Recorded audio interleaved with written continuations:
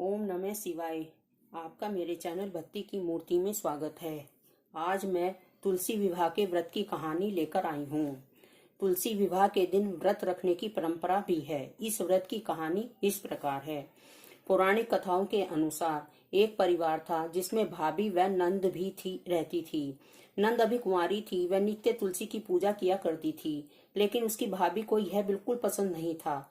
जब भी उसको अधिक क्रोध आता था तो वह अपनी नंद को ताना मारा करती थी कि जब भी तुम्हारा विवाह होगा तो बारातियों को मैं तुलसी ही खाने को दूंगी। कुछ समय पश्चात नंद का विवाह तय हो गया। विवाह के दिन भाभी ने जो कुछ कहा था वही किया।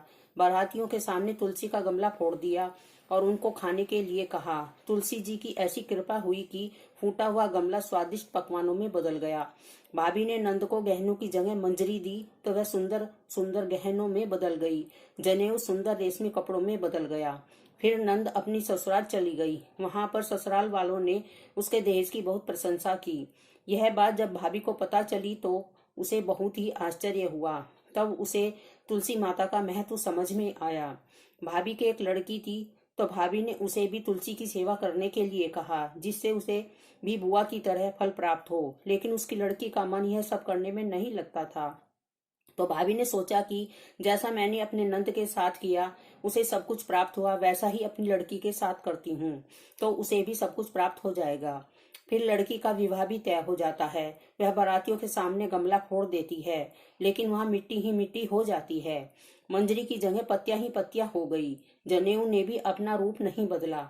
सभी लोगों ने और लड़के के ससुराल वालों ने भाभी की बुराई की। भाभी कभी भी अपनी नंद को नहीं बुलाती थी। तो भाई ने सोचा मैं अपनी बहन से मिलकर आता हूँ।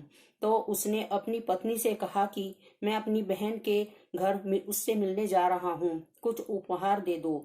तो भाभी ने थैले में ज्वार भरकर दे दी। वह दुखी मन से अपनी बहन के घर चला गया। रास्ते में उसने सोचा मैं अपनी बहन के घर ज्वार लेकर कैसे जा सकता हूँ। रास्ते में उसे गौशाला दिखाई दी तो ज्वार का थैला उसने गाय के आगे पलट दिया।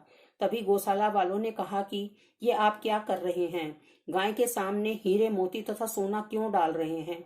तो भाई ने सारी बात उन्हें बताई और सब कुछ लेकर खुशी खुशी अपनी बहन के घर चला गया। दोनों भाई बहन एक दूसरे को देखकर बहुत ही खुश हुए। इस कहानी को पढ़ने व सुनने से ज्ञान की प्राप्ति होती है कि तुलसी की सेवा करने से क्या फल मिलता है। इसलिए नित्य तुलसी की सेवा करनी चाहिए। इससे अक्षम्य फल की प्राप्ति होती है।